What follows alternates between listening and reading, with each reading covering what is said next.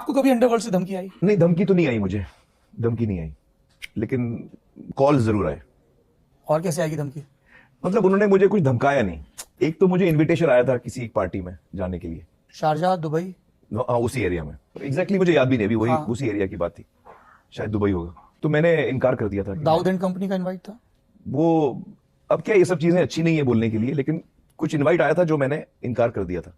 अच्छी क्यों नहीं है? आपने तो उनको ढंग से कोसा था, तो आप तो बता ही सकते हैं। चुप हो रहे हैं जो गए। हाँ, तो मैं नहीं गया, मैं नहीं गया। किसका फोन आया था? उस वक्त फोन नहीं आया था, कुछ लोग आए थे मिलने के लिए, शूटिंग पे आए थे मुझे मिलने के लिए।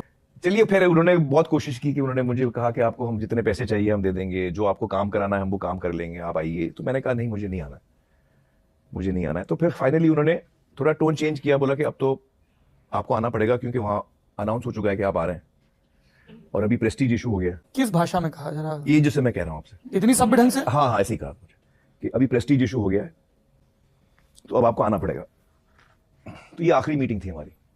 तो उसमें मैंने कहा भाई, आप पिछले 1 महीने से मुझसे मिल रहे हैं और मैं आपको शुरू से कह रहा हूं कि मैं नहीं आऊंगा। तो मैं तो नहीं आऊंगा, वैसे आप बहुत ताकतवर लोग हैं, आप जिस दिन आप चाहें आप आ सकते हैं। आप मुझे पीटिए, सर पे मारिए, हाथ पांव बांध के आपको जहां ले जाना ले जाइए, मैं नहीं आऊंगा।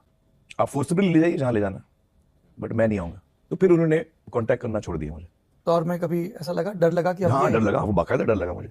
मेरे 2 छोटे बच्चे थे, अम्मी अब्बाजान बहुत परेशान हो गए थे। उन्होंने कहा कि भाई ये बहुत खतरनाक लोग हैं, आप क्या कर रहे हैं। तो मैंने उनको एक ही जवाब दिया था कि भाई मैं जो चीज़ें जैसे ज़िंदगी अपनी जी रहा हूँ वैसे ही मैं जीना चाहता हूँ। अम्मी अब्बाजान से मैंने ये बात कही और मैं नहीं जाना चाह रहा हूँ वहाँ पे।